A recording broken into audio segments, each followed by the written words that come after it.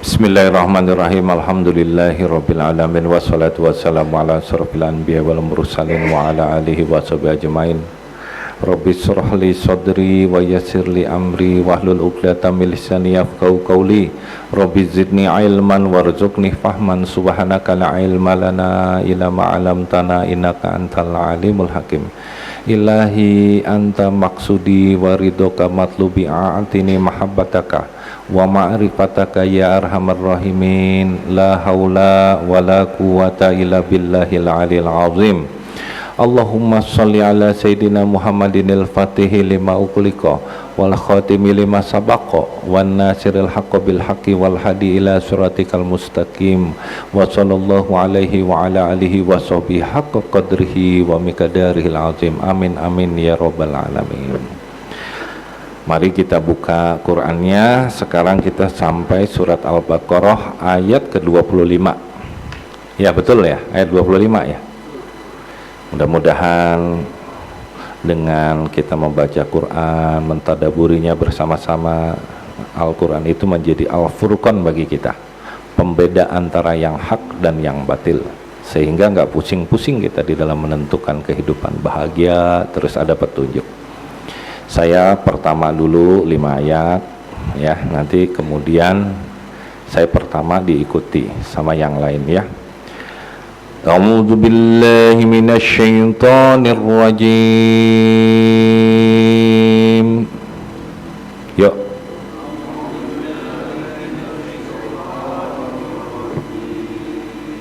Bismillahirrahmanirrahim.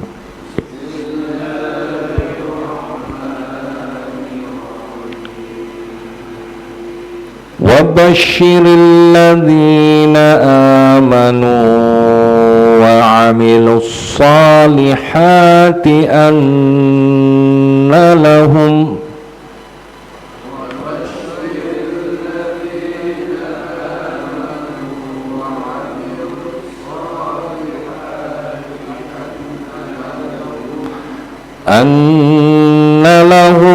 jannatin tajri min tahtihal anhar.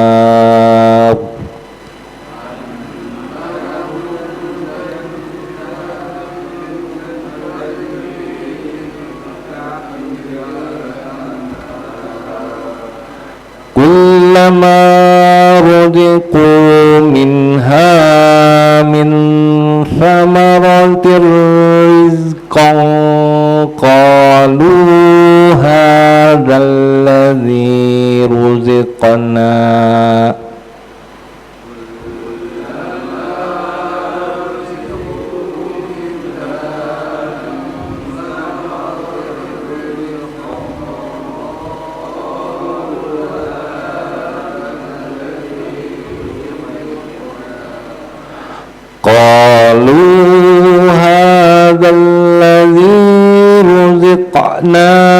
min qablu wa utu bihi mutasyabiha.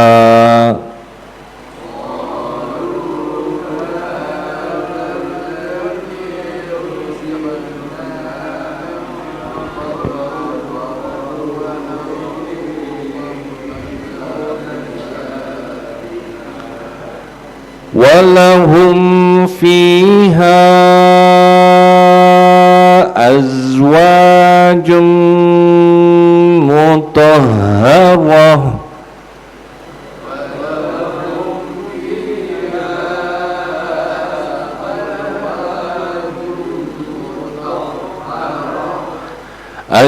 azwajum mutahharatun wa hum fiha khalidun.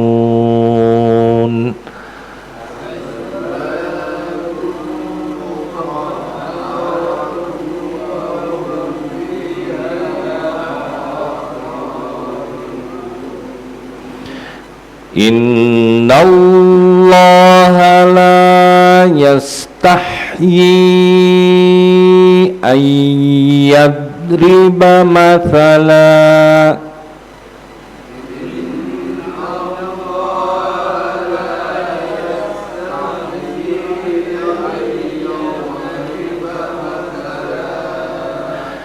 أن يضرب مثلا ما بعوضة فما فوقها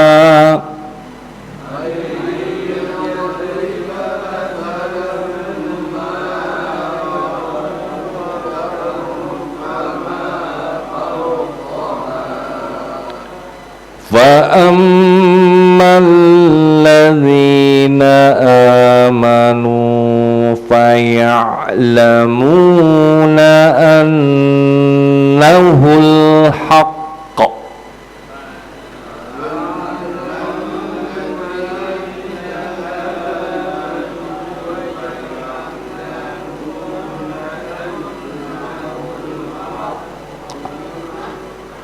أنه الحق من ربهم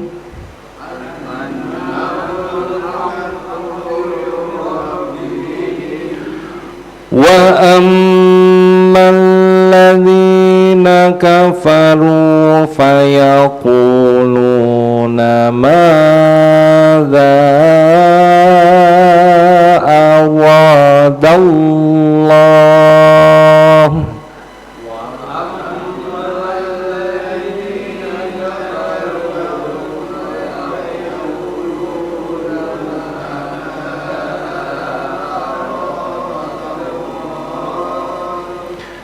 ماذا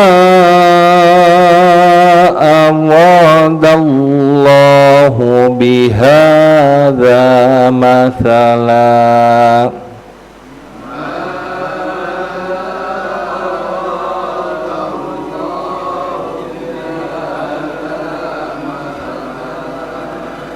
يضل به كثيرا ويهدي به كثيرا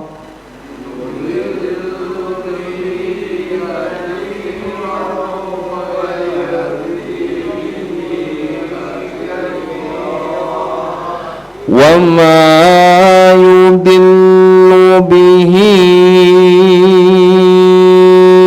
إلا الفاسقين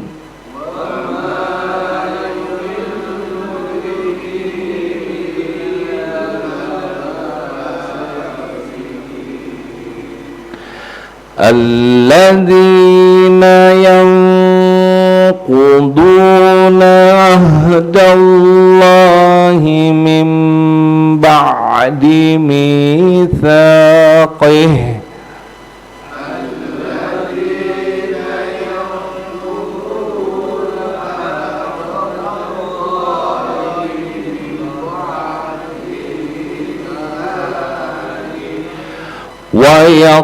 ويقطعون ما أمر الله به أن يوصل ويفسدون في الأرض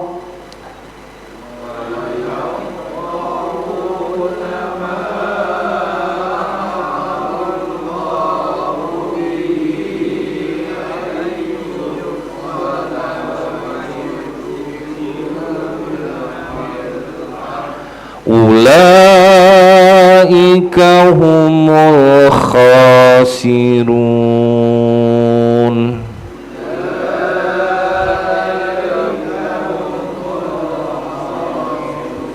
Yuk bareng-bareng.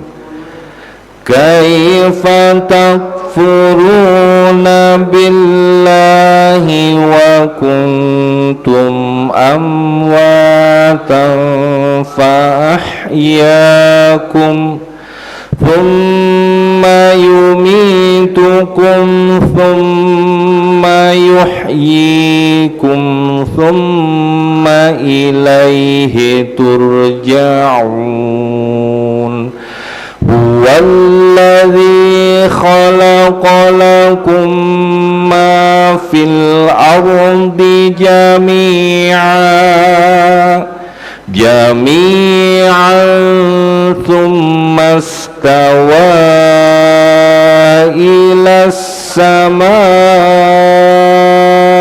fasawwahunna sab'a samawat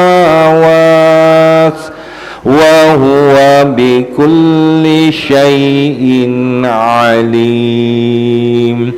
Sadaqallahul azim. Maha benar Allah dengan segala firman-Nya. Wabasyiri, dan sampaikanlah kabar gembira. Makanya kalau ada orang bilang basyiroh, busroh, busroh itu kabar yang sangat menggembirakan. Jadi ini sampaikanlah kabar yang sangat menggembirakan. Alladzina amanu, kepada orang-orang yang beriman. Wa amilu, dan berbuat, beramal. As-salihati, kebaikan.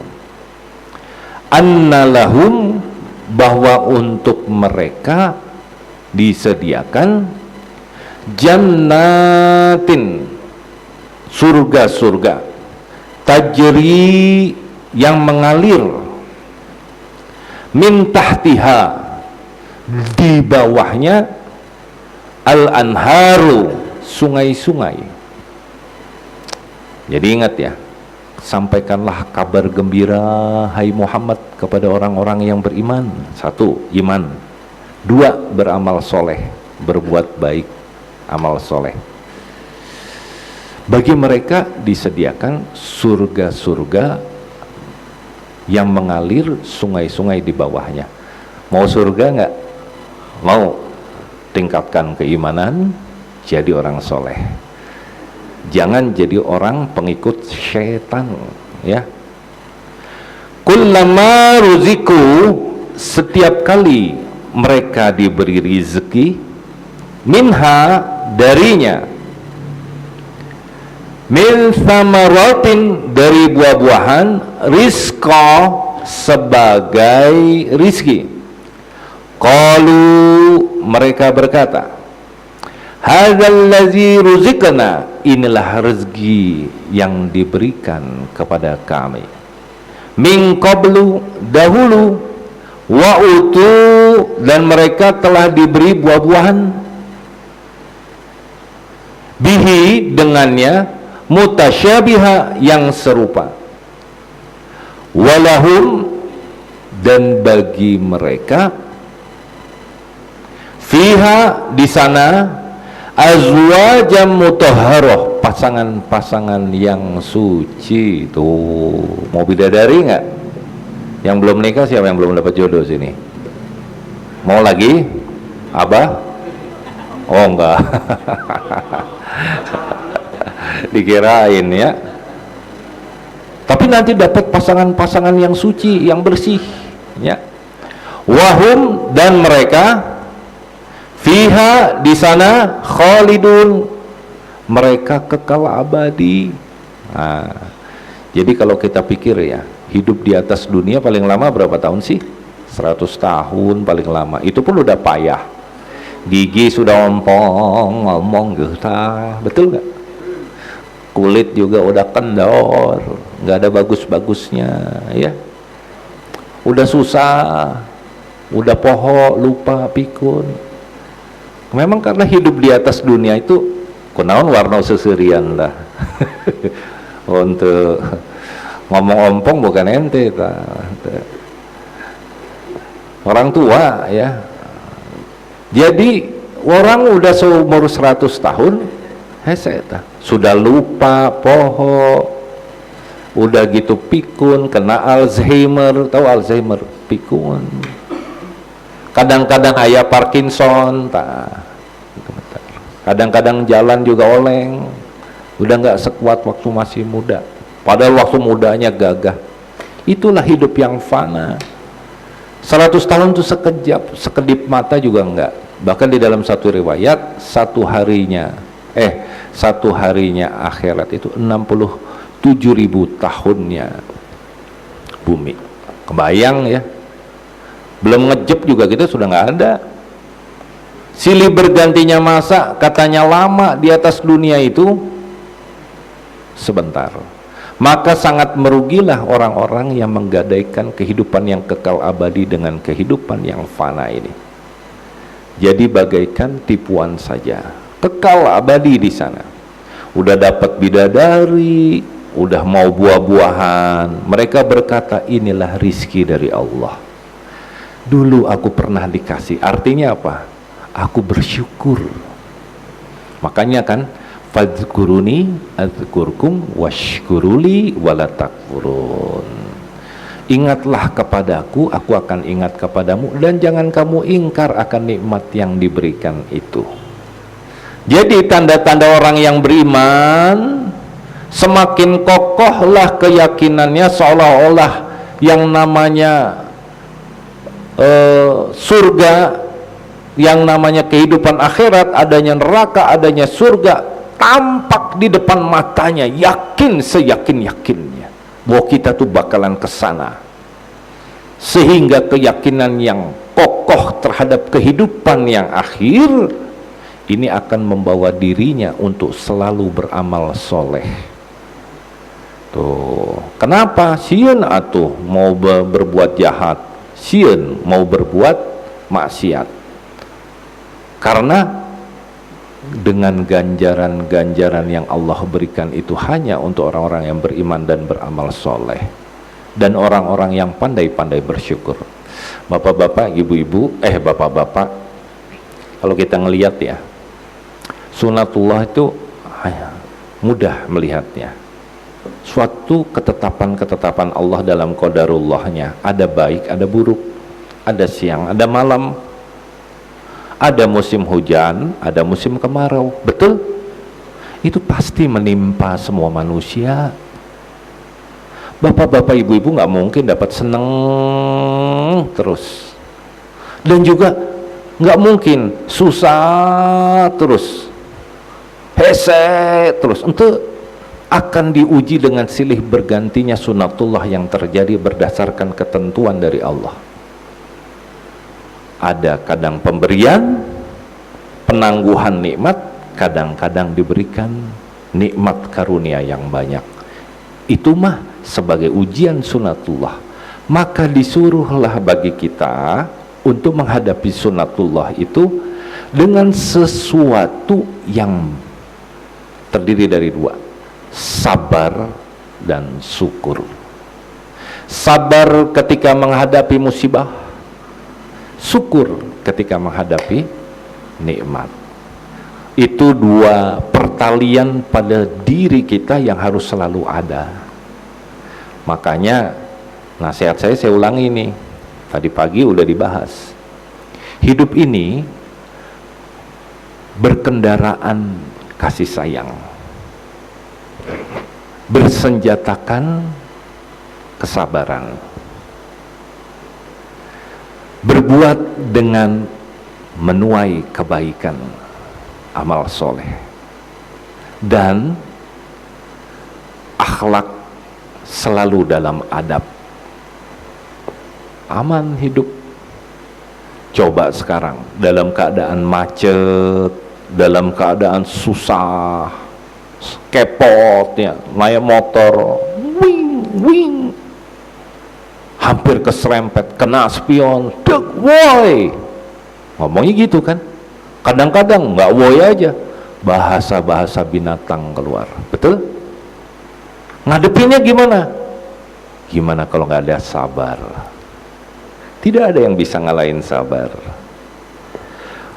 Kemarin kita dengar, gara-gara nggak mau bayar parkir 10.000, nyawa menghilang. Betul? Gara-gara senggolan, muka bengep, dipukul pakai kunci. Coba pikir, karena tidak punya kesabaran. Jadi orang-orang yang bersabar itu adalah orang-orang yang kuat. Jadi orang yang kuat bukanlah orang yang badannya keker kayak binaraga, gitu. Tapi orang yang kuat itu adalah orang yang sabar menahan.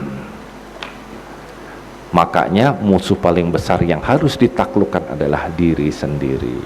Tuh, hebat ya nasihat ini, dari satu ayat ini aja Masya Allah. Jadi orang-orang yang beriman nggak akan susah, udah janji Allah dunia dan akhirat. Makanya cara berpikir dulu yang harus dibenahi. Terlalu besar ini volumenya. Jadi kalau cara berpikirnya benar, mau dia musibah maupun nikmat, cara hidupnya selalu benar. Maka cara hidupnya tidak akan dirinya menjadi susah, menjadi bahagia, menjadi gembira. Nggak ada susah tuh orang-orang beriman dan bertakwa, nggak akan susah karena bahagia. Coba ketika musibah ngadapinya sabar. Kenapa sabar? Yakin ini dari Allah. Betul? Yakin bahwa ini pertolongan Allah tuh pasti datang kepada orang-orang yang bersabar. Ya ayyuhalladzina amanu sta'inu bis-sabri was-shalah innallaha ma'as-sabirin. Tuh udah jelas. Wahai orang-orang yang beriman, minta tolonglah padaku dengan sabar dan sholat. Sesungguhnya aku mencintai orang-orang yang sabar. Tuh. Makanya kalau cara berpikirnya benar, dia tidak akan pernah tidak bahagia. Makanya orang takwa, orang yang tidak bahagia hidupnya karena tidak bertakwa, karena cara berpikir dan cara pandangnya salah. Nah sekarang kalau hidup ngeluh aja nih, banyak ngeluhnya, banyak sambatnya, banyak marahnya, banyak kurangnya, tanda-tanda kita sudah mulai tidak bersyukur dan tidak bersabar. Dan itu karena kita tidak bertakwa. Berarti kalau orang yang banyak-banyak masalah, masalah itu bagi diri dia. Orang muslim, orang yang beriman, ketika mendapatkan masalah, dia tidak akan mencari keberhadapan dirinya kepada makhluk, maka dia menghadap kepada Allah, sehingga tidak ada sedikit pun rasa takut menghadapi hidup. Loh, saya ini jadi orang miskin terus nih dari lahir, bapak miskin, kakek miskin, masa aing miskin wae? Punten ya teh. Artinya cara berpikir ente bener.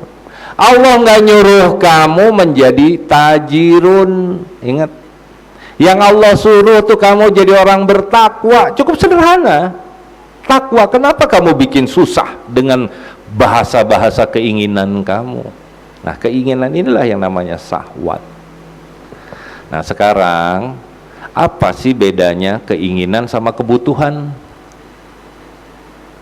Apa bedanya? Keinginan dan kebutuhan. Kalau keinginan itu keluarnya dari nafsu, hoyong, wae, keinginannya dipenuhi aja. Maka orang yang hidup dengan keinginan yang besar, dia akan tersesat karena pemenuhan atas keinginan itu. Inilah hidup hawa nafsu. Kebinatangannya akan muncul. Ketika keinginannya nggak terpenuhi, ngambek jika anak kecil. Betul? Betul nggak? Tapi kalau berdasarkan kebutuhan, dia ada skala prioritas. Prioritas mana yang harus saya penuhi dahulu? Apakah saya harus memenuhi pilihan A, B, C, D berdasarkan urgensinya, seriusnya, kalau tidak dipenuhi? Dan kalau tidak dipenuhi, berkembang masalah seperti apa? Berdasarkan kebutuhan. Coba sekarang baru gaji kecil, baru dapat SK, udah gadein SK. Betul? Kan banyak tuh yang kayak gitu. Yang dibelinya naon? Mobil. Mobilnya mobil Avanza second. Begitu beli, wah bagus bentuknya, ditip tipu, second, gadein, cicilan 5 juta, gaji 6 juta, hidup 1 juta, liur atuh. Betul? Terhitung sakujur eta teh. Akhirnya susah dibuat sendiri. Naon sebabna? Teu tiasa bisa menahan keinginan nafsu. Tah eta. Makanya kedah dilihat, ini cara berpikir bapak-bapak, ibu-ibu untuk menjadi orang beriman dan beramal soleh seperti ini. Makanya mau bahagia nggak usah cari kemana-mana, jadi orang takwa udah bahagia. Coba sekarang kenapa orang setiap harinya keluar, saya butuh pokoknya keluar, wah ke jalan kayak kemana, akhirnya gelut di jalan. Kunaon teh cicing di mah, pergi untuk yang perlu-perlu saja, yang bermanfaat saja, menebarkan manfaat dan kebaikan. Kalau dia bisa hidup seperti itu, akhirnya dia baca Quran aja, belajar, nuntut ilmu. Karena di luar ilmu dan ibadah, kata Imamul Ghazali, adalah batil. Tuh, insyaallah ya. Kita lanjutkan satu ayat lagi. Innallah, sesungguhnya Allah, ini penekanan ya, sesungguhnya Allah tuh. La yastahyi, tidak malu. Tidak malu Allah itu. Ayat riba, untuk membuat masalah perumpamaan, masalah ma ba'udotan, perumpamaan dengan seekor nyamuk. Nah ini sebenarnya satir bagi orang-orang munafik. Orang munafik itu Allah menjadikan perumpamaan dengan seekor nyamuk, dengan seekor laba-laba, dengan yang disebutkan di dalam Al-Quran sebagai al-an'am, binatang, hewan ternak, al-baqarah, sapi. Agama apa itu? Jadi bahan ejekan. Maka Allah menjawab dengan ejekan-ejekan orang Yahudi terhadap Rasulullah itu. Sesungguhnya Allah tidak malu untuk membuat perumpamaan dengan seekor nyamuk. Tuh. Fama fauqaha, atau yang lebih kecil dari itu, bakteri. Ayo, teka tingali atuh bakteri mah, virus komo. Fa'ammal ladzina amanu, maka adapun orang-orang yang beriman, faya'lamuna, maka mereka tahu, annahu, bahwa itu al-haqq, kebenaran, mir rabbihim, dari Tuhan mereka. Tuh. Nah, sekarang kita lihat nih perumpamaan seekor nyamuk. Naon ya perumpamaan nyamuk? Sekarang dia mencetak, naon tuh bikin nyamuk. Ente bisa nggak bikin nyamuk? Nggak usah nyamuk deh, dahan yang jatuh aja. Tuh. Dahannya sudah kena matahari lagi, udah kering. Nah, buat aja kayak gitu, dari tiada menjadi ada. Nggak bisa. Nah sekarang lihat teknologi berkembang gara-gara nyamuk. Tahu nggak NASA bikin pesawat radar F-117 nyontoh nyamuk. Coba aja sekarang lalat mau dipukul, nempel di dinya, gelepok, terkena yang dipukul nyeri. Naon ente tampar, aneh. Kenapa bisa begitu? Karena punya satu gelombang yang bisa bahasa antara nyamuk. Diperhatikan, ternyata ada frekuensi gelombang yang tidak terlihat. Ini dipelajari, jadilah ilmu radar. Bayangin tuh, F-117 dikembangkan, yang pesawat Amerika yang kayak burung itu ya, yang kayak apa tuh, yang gede itu, yang itu nggak bisa kebaca sama radar karena mempelajari dari nyamuk. NASA. Coba pikir sama kita, barulah kita luar biasa dahsyatnya ini Al-Quran. Tidak pernah lepat sedikit pun daripada yang namanya kebenaran. Semuanya sesuai. Profesor John Smith, ahli botanik dari Inggris, dia lihat tanaman ini, dia jadikan, sambungkan dengan elektroda, kemudian dia lihat di gelombang, kok polanya sama? Pola apa ini? Ternyata tulisannya, kata orang Islam, itu tulisan Allah. Hah? Siapa Allah? Padahal dia seorang ateis, seorang agnostik yang tidak punya agama. Siapa Allah? Allah itu Tuhannya orang Islam dan Tuhannya agama-agama samawi dari zaman Nabi Adam sampai sekarang. Oh gitu? Ada di mana? Ada di Quran. Disebutin bahwa sesungguhnya tumbuhan, batu, gunung, alam, semua bertasbih kepada Allah. Nangis netes air mata. Dahsyatnya, betapa benar ini Al-Quran, tidak melenceng dengan perumpamaan itu. Profesor Maurice Bucaille, ahli forensik dari Perancis, pada saat Presiden Anwar Sadat ketemu mumi, siapa ini mumi Fir'aun dari zamannya Nabi Musa. Ini mumi beda sama yang lain. Ini masih utuh, hidung ada, daging ada, semua ada. Begitu ketemu, coba dipelajari.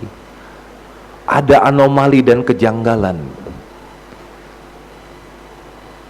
Akhirnya sampai satu kesimpulan. Ini garamnya tinggi, kandungan natrium dibandingkan sama mumi yang lain. Ada apa gerangan? Ternyata setelah diselidik punya selidik, dia ngomong bahwa mumi ini dulunya adalah pernah tenggelam di laut. Tuh, lihat. Inilah Fir'aun, Farao yang dimaksud di dalam kisahnya Nabi Musa itu. Cuman bingung, kenapa nggak hancur? Padahal natrium, orang kelelep, gelembung sebentar juga. Kenapa itu?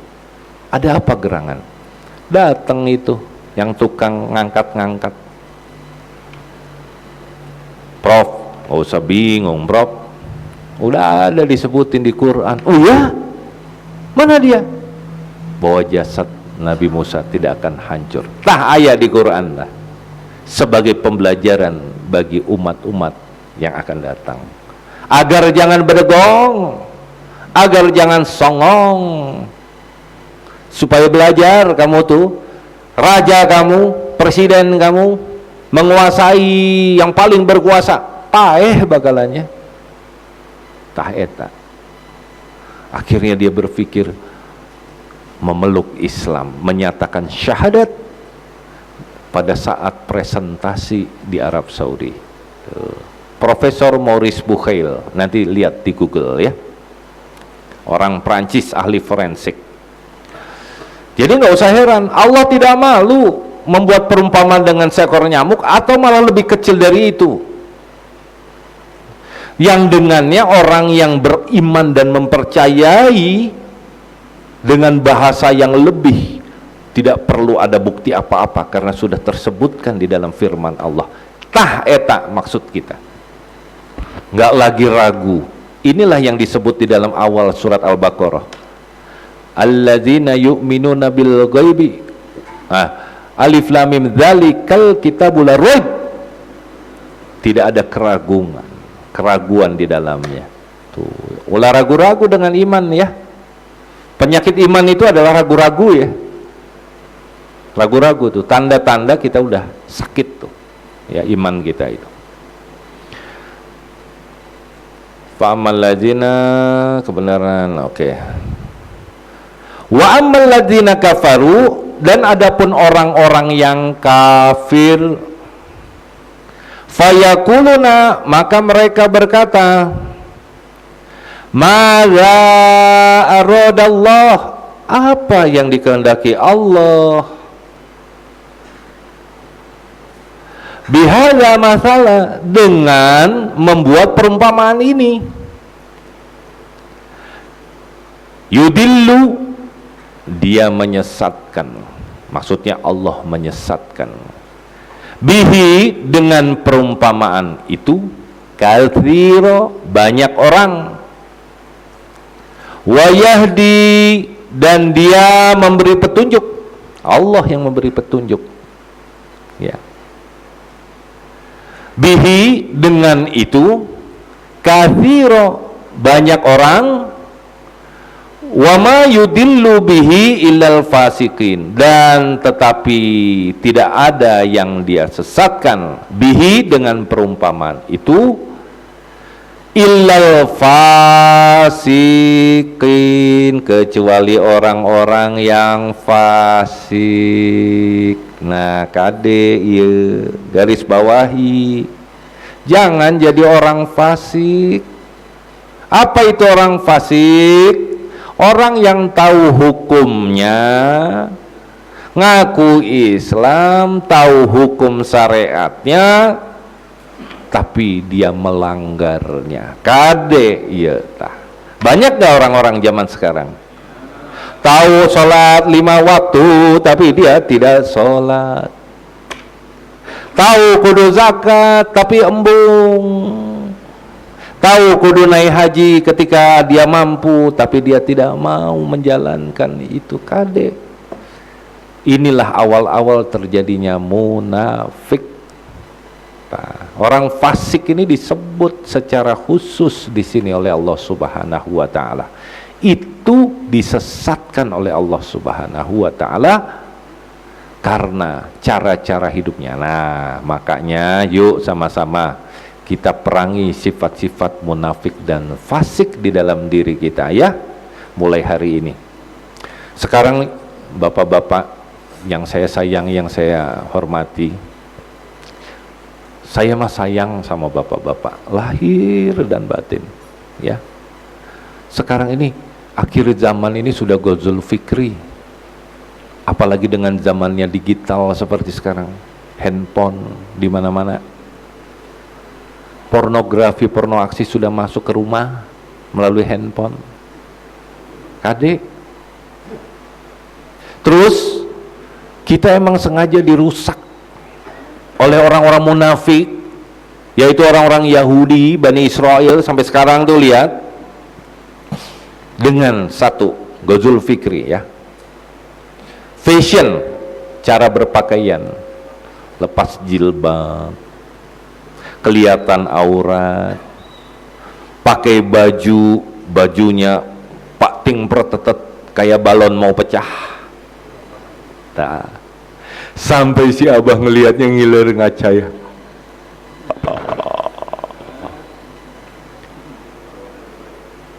Supir angkot sampai nabrak, kunaon ningali tak bersiji tak fashion. Kaum Hawa banyak dirusak dengan cara fashion. Sekarang lihat, laki-laki menyerupai wanita pakai anting, antingnya satu sebelah kanan, lama-lama dua-duanya, lama-lama di hidung, lama-lama di jidat, lama-lama di dagu, kabeh we pakai. Pikirlah sama kita, jika kebo wae pakai iya tah cincin, tinggal tambahan talian, tarik waing. Nah, ya. Tah, itu adalah cara-cara berpakaian. Yang kedua, film.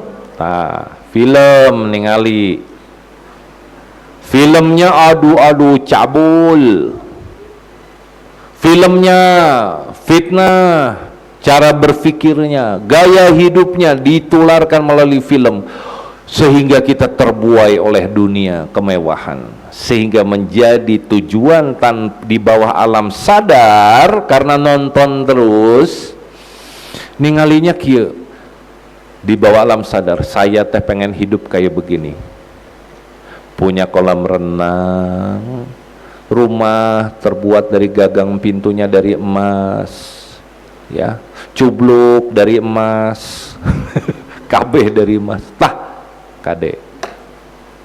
Karena dipertontonkan seperti itu, kemudian pacaran, tah mulai perzinahan, seks bebas, tah film tah, kemudian lifestyle, nah, gaya hidup kade tah. Dan banyak lagi sekarang gozul fikri sehingga orang itu dibuat sibuk dengan dunia. Cara hidup, the way of life sudah bukan lagi Islam, tetapi mirip-mirip sama orang-orang Yahudi, orang-orang luar. Yang dibanggakan, wah, kalau di Amerika itu, kalau di Inggris itu nggak begini. Lupa akan akar budayanya. Hari orang mah bangga tuh jadi orang Sunda Ciapus mah, bangga abdi mah. Orang Taman Sari komo ieu teh. Jualan naon sampo dah ngeunah sampeuna, tahu aya tahu isi di Amerika teh aya betul nganggo cabai rawit dah, enak. Di Amerika teh aya mahal. Alhamdulillah, shadaqallahul azim. Sekarang kita pelajari yang terakhir penutup adalah kitab Al-Hikam. Kita lanjutkan nanti Al-Qurannya. Lama-lama yang bacaannya nggak ini, lama-lama bisa, tahsinnya bisa. Kita baca aja gini, insya Allah tuh. Al-Hikam udah punya kan semua? Yang belum aja, no. Nanti dibalikin lagi ya. Sekarang ke nasihat ke-57. Bismillahirrahmanirrahim. An-nuru lahul kashfu. Cahaya itu menyingkapkan. Nah, kalau kita ngelihat gelap tuh ya di situ ya, ya gelap. Menyingkapkan dengan senter, menyingkapkan, sehingga tampak jelas mana batu licin, mana ada lubang, mana ada jurang. Wal basiratu lahal hukmu. Basiroh menetapkan penilaian. Basiroh itu ainun qalb, mata hati. Basiroh tuh namanya. Ada hati, ada matanya, mata hati itu yang menilai adalah basiroh. Basiroh menetapkan. Di dalam sebuah ayat disebutkan gini, Kul hadhihi sabili ad'u ilallah ala basiratin ani wa manittaba'ani. Katakanlah, inilah jalanku menghidupkan basiroh. Nah, Rasulullah itu memberikan jalan supaya basirohmu itu hidup, nggak mati, agar mampu menilai mana yang benar, mana yang salah.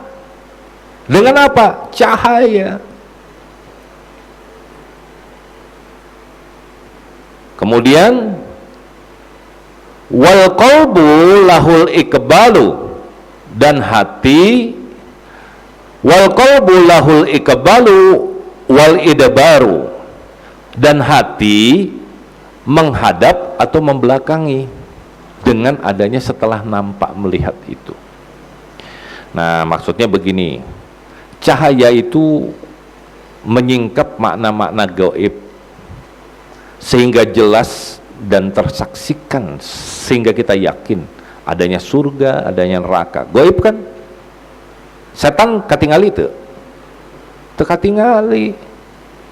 Ari katingali, setan juga punten ya, menisieun ke setan, punten ya. Setan tuh kalau kelihatan sama manusia, sieun setan teh. Jadi sama-sama sieun. Kunaon ente yang lari atuh? Sieun.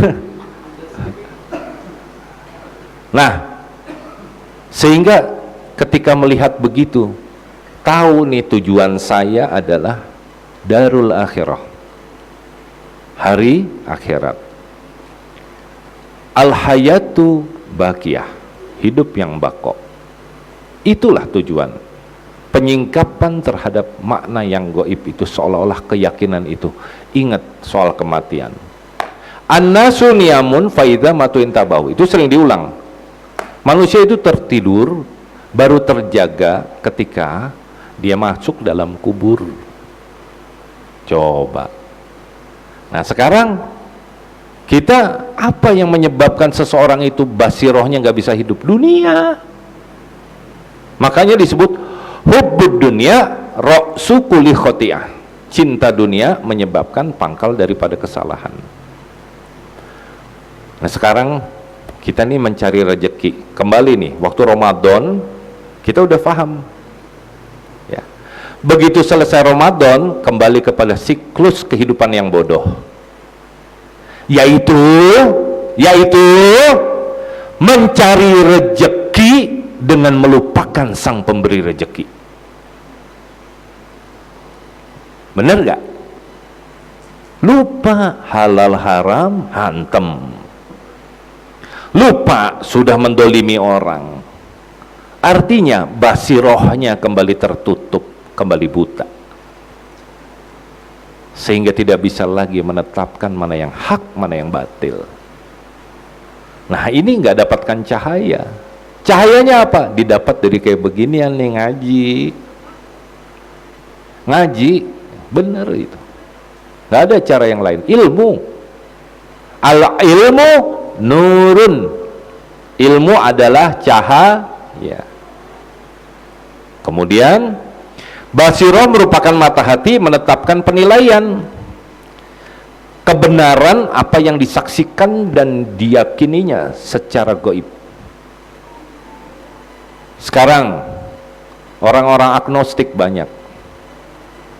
Kalau ditanya siapa bapaknya Allah, karena cara berpikirnya seperti manusia. Ini jebakan. Siapa yang paling awal diciptakan? Karena dia tidak dikenalkan. Wujud kidambako mukhalafatu lil hawaditsi kiamuhu binafsihi wahdaniyah kudrat irodat laisa kamislihi syai'un. Tidak pernah diperkenalkan itu. Yang ada berdasarkan penyamaan kepada kehinaan dia sebagai seorang manusia. Akalnya kejebak. Itulah yang disebut jahil. Ya. Kemudian kalau kita sebagai seorang murid, cahaya yang Allah limpahkan ke dalam kalbu seorang murid mempunyai fungsi untuk menyingkapkan berbagai pengertian dan berbagai kegaiban, seperti baiknya ketaatan, buruknya kemaksiatan. Ngerti itu murid, dan itu adalah hidayah dan inayah dari Allah Subhanahu wa ta'ala. Nah sekarang hujan-hujan nih, tadi hujannya gede ya, hujannya gede, tapi bapak-bapak ibu-ibu bisa bapak-bapak bisa datang ke sini. Apa sebabnya? Karena kehebatan bapak-bapak dalam beramal? Enggak. Karena pertolongan Allah menimbulkan keinginan dari hati untuk hadir, dimunculkan kerinduan dan kasih sayang,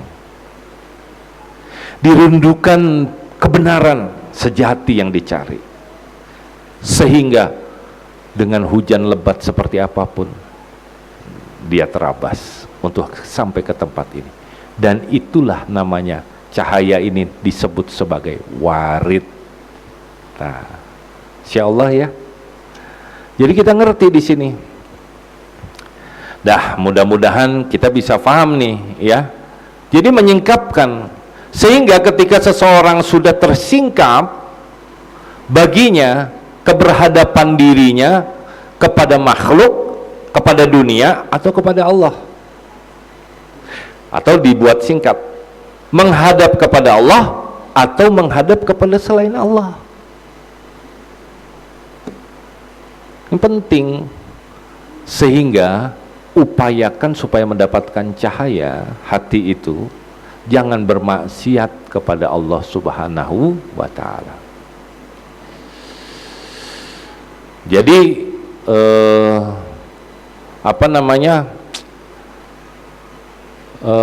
pelita kita itu, pelita hati itu nggak mati.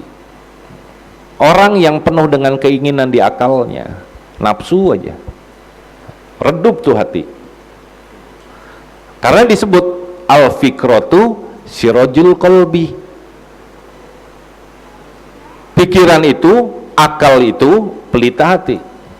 Kalau yang dipikirinnya sebagai sumber daripada pemikirannya hoyong, nafsu, kebinatangan aja yang muncul. Punten ya, dalam mengaji aja kudu hati-hati. Saya ditampar keras sama perkataannya guru saya, Abi Tamrin, mendidik dengan tegas sekali. Hei murid, sia ulah sombong sia. Baru bisa saltik, rasa jago sia. Sampai begitu. Astagfirullahaladzim. Tapi itu tanda sayang. Kunaon sebabna?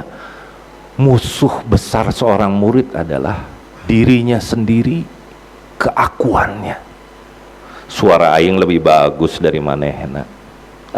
Ilmu aing teh lebih tinggi, lebih jago. Akhirnya adab ditinggal. Keakuan diri, nafsu. Nah, itu yang banyak.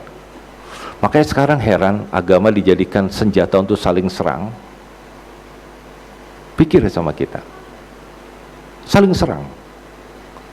Naon sebabna? Nafsu. Nafsu bicara di sini. Maka kita disuruh di dalam pengajian Al-Hikam ini, lawan ini, lawan. Sehingga yang keluar itu adalah berhias diri dalam adab ketika kita melawan. Dengan apa? Zikir. La ilaha illallah, la ilaha illallah. Hantam. Sehingga kita tuh ngerti diri kita akan menghilang, fana.